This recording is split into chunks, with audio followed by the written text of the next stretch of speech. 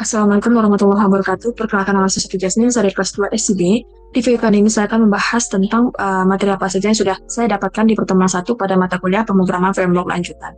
Nah, di pertemuan satu kemarin atau Rabu minggu lalu, itu kita sudah membahas tentang pengenalan React.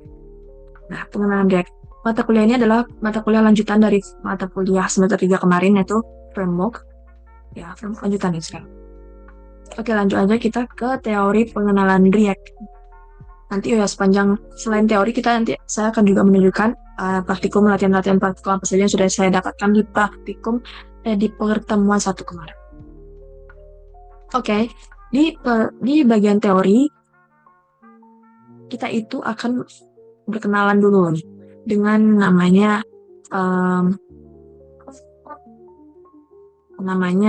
bukan deh, materi pengenalan React. Yang pertama itu kita harus mengingat lagi nih pengertian dari front end, back end, dan juga full stack. Nah, front end apa sih namanya? Apa sih itu front end? Front end itu seperti namanya front, berarti di depan ya. Berarti profesi atau orang yang bekerja di bagian depan layar atau yang hasil kerja itu dilihat oleh orang lain. Langsung dilihat oleh orang lain. Nah, pekerjaan dia ini adalah 20% dari project itu. Nah, itu front end. Back end itu lawan dari front end, berarti dia itu bekerja di balik layar yang mana pekerjaannya tidak dilihat langsung oleh user. Dan dia ini 80% dari keseluruhan. Itu front end dan back end. Nah, full stack itu apa? Full stack itu adalah seseorang atau pribadi atau ya individu yang memegang dua hal. Itu dia bisa front end dan juga back end. Jadi dia backup dua. Nah, lanjut kita ke React ya. Apa sih React itu? Jadi React itu adalah sebuah library JavaScript untuk membuat antarmuka atau yang kita kenal dengan UI yang lebih interaktif. Jadi, React ini hanya menangani front end seperti komponen, button, ataupun elemen lainnya pada web page yang dibangun. React ini juga disebut dengan library unopinionated atau tidak ada aturan khusus tentang cara penggunaannya ataupun struktur fungsinya. React ini juga digunakan untuk membangun antarmuka pengguna dan tidak bertanggung jawab dalam routing atau membuat GDP request. Oke, itu dia pengertian dari React. Nah, konsep-konsep React yang pertama adalah deklaratif. Jadi React.js dapat membuat user interface yang interaktif, yang artinya React ini akan secara efisien melakukan update atau merender ulang terhadap komponen yang memiliki perubahan secara real time. Yang kedua, component based. Aplikasi yang dibuat menggunakan React terdiri dari beberapa komponen yang dienkapsulasi atau dipecah-pecah yang mengelola dirinya sendiri. Misalnya button, card, dan lain sebagainya. Yang artinya ketika kita membuat sebuah komponen, itu bisa dirangkai dengan menggunakan komponen-komponen lainnya sehingga menjadi user interface yang kompleks. Nah, sehingga ketika komponen tersebut dipecah, komponen-komponen tersebut dapat digunakan ulang pada React App lainnya.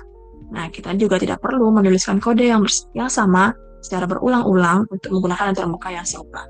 Kemudian ada virtual DOM, yang mana saat ada perubahan dalam update aplikasi, React membangun ulang virtual DOM sebagai perubahan, bukan langsung memanipulasi DOM aktual, dan ini akan memungkinkan React untuk melakukan pembandingan cepat antara virtual DOM baru dan juga yang lama, hanya memperbarui bagian-bagian yang berubah pada DOM aktual. Nah, jadi virtual DOM itu dapat membantu meningkatkan kinerja dan efisiensi aplikasi React. Nah, kemudian ada learn once atau write anywhere, yang mana kita bisa mengembangkan fitur baru di React tanpa menulis ulang kode yang sudah ada. Di React juga kita dapat menggunakan React juga bisa digunakan nih secara bersamaan dengan Node.js atau bisa digunakan bersamaan dengan aplikasi mobile atau React Native. Nah, mengenai Node.js kita akan download ya nanti di bagian praktikum.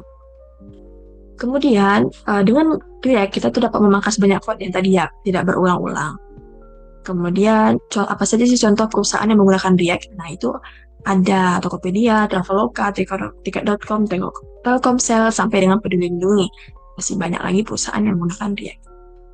Oke, tadi kita sudah membahas tentang VDOM. Nah, apa sih DOM itu?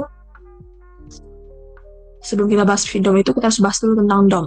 Nah, DOM itu adalah singkatan dari Document Object Model, yang mana objek ini adalah objek di JavaScript yang kita pakai untuk manipulasi dokumen HTML. Nah, jadi kalau VDOM berarti dia adalah representasi DOM secara virtual yang disimpan di memori dan sinkron dengan DOM asli atau real DOM. Nah, kita kan akan juga bahas tentang fit ya. Nah, kenapa sih kita memilih fit untuk project React kita? Ada 4 alasan. Yang pertama itu karena instant server start, yaitu fit ini memungkinkan startup server yang sangat cepat sehingga proses pengembangan menjadi lebih lancar dan efisien. Yang kedua ada fast HMR atau hot module replacement, yang mana ini akan memungkinkan pembaruan kode secara real time tanpa harus merestart aplikasi ini, dan juga meningkatkan efisiensi pengembangan. Yang ketiga, alasan ketiga adalah fit ini menghasilkan bundle produksi yang lebih efisien sehingga meningkatkan performa aplikasi. Atau yang bahasa Inggris itu optimize build. Yang terakhir ini adalah modern tool support, yang mana fit ini mendukung alat pengembangan modern seperti TypeScript, AutoTest, JSX, dan CSS, yang mana akan membuat pengembangan lebih fleksibel dan kompatibel menggunakan teknologi terbaru. Nah, kita udah bahas sih kenapa fit itu kita gunakan di project React kita. Nah, padahal kita belum kenal kan fit itu apa. Nah, jadi fit itu adalah alat yang bagus untuk digunakan untuk membangun aplikasi React dan framework JavaScript lainnya karena menawarkan performa yang lebih baik dibandingkan alat build konvensional. Fit ini sendiri dikembangkan oleh seseorang yang namanya Evan You, di mana dia itu adalah seorang pencipta Vue.js, dan katanya Fit ini awalnya dikembangkan untuk Vue, tapi sekarang juga mendukung React dan framework lainnya. Oke. Itu saja materi yang ada di pertemuan 1 kemarin. Selanjutnya kita akan ke sesi praktikum.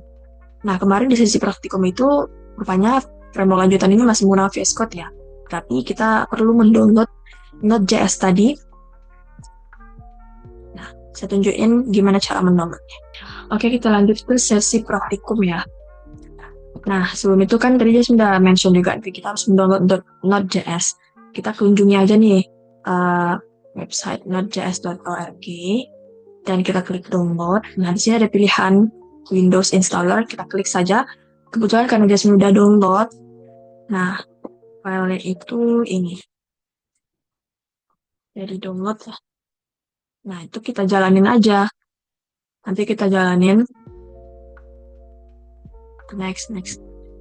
Nah, sepanjang bagian ini, nanti teman-teman itu hanya mengklik next saja sampai dengan akhir. Kalian sudah download. Nanti ada pilihan finish, teman-teman klik finish. Nah, setelah itu kita ke Visual Studio Code-nya ya. Kita klik halaman baru aja. Nice. Nah, pertama sekali kita tuh harus membuat folder baru nih. Open folder, buat folder baru, misalnya namanya apa ya? Belajar. Select foldernya, kemudian setelah itu, ini pilih aja Yes I Trust. Kita ke terminal. Nah, sebenarnya di kelas itu, Bapak itu ngajarin untuk memilih PowerShell saja. Tapi di sini ada error. Nah, jadi saya just mengantisipasi untuk menggunakan CMD saja. Nah, ini perintah apa sih? Nah, ini perintah-perintah yang kita gunakan nantinya. Seperti Node. Ini untuk mengetahui versi dari Node apa yang kita gunakan. Nah, di sini versi Jasmine download tadi itu versi 23.9.0. Nah, kita mengetahui juga versi dari NPM kita gunakan. Nah, versinya dari NPM yang digunakan adalah 10.9.2. Nah, sekarang kita akan membuat NPM kita sendiri. Kita ketikkan perintah npm create fit let, terus nama kita misalnya Yasmin 2 SIB, kemudian script template, enter. Nah, akan muncul tampilan ini. Di sini kita pilih aja nih, bisa kita tekan panah. Kan kalau pakai kursor dia nggak bisa. Kita pilih yang React ya, frameworknya. Terus variannya kita pilih yang JavaScript. Nah, berhasil. Sekarang jalankan nih perintah cd ya sampai dengan npm bind. Cd ini untuk melonceng direktorinya menjadi Yasmin. 2 isi b. Kita masuk ke direktori yang kita mau, kemudian klikkan npm install. Ini akan membutuhkan waktu yang sedikit lama. Nah, kemudian perintah ketiga tadi npm render. Saya jalankan, oke, berhasil ya. Nah, ini ada link nih, link localhost yang kalau kita klik, kita akan muncul tampilan logo feed sama React tadi. Nah, di sini kita udah bisa mengoding nih. Nah, kalau teman-teman perhatiin tadi, kan foldernya tuh masih kosong ya, belum ada isinya. Nah, sekarang karena tadi udah diinstal, muncul nih beberapa file-file package yang ada untuk membuat si tampilan halaman ini. Nah, kita akan bermain di halaman app.js-nya. Nah, di sini kalau teman-teman perhatikan nih, kita close saja ya. Nah, oke, kita akan bedah bagian ini dulu deh. Nah, ini kalau ada sebuah button yang kalau diklik, dia akan bertambah nilainya. Tambah 1 bertambah 1. Nah, ini tuh bagian ini nih. Kalau kita ubah, tuh, ganti dia.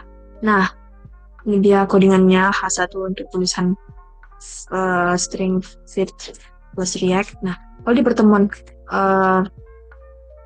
pertemuan kemarin itu ditugaskan untuk membuat sebuah, kita akan menambahkan angkanya itu pindah di bawah feed dan React ini, dan ada 3 button yang fungsinya itu berbeda-beda.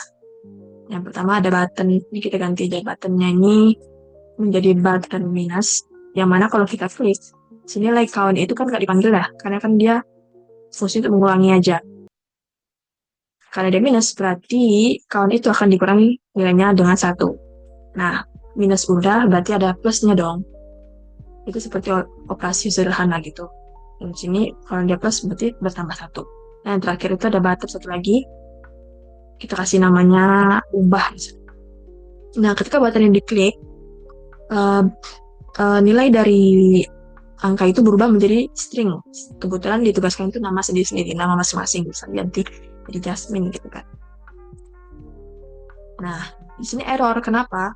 Karena dia tidak mengenali string dari Jasmine. Karena yang kita deklarasikan sebelumnya kan count-nya. Nah, untuk mengatasi hal ini, kita nggak pakai kan operasi count plus 1 tadi. Jadi kita hapus. Nah, ini artinya apa?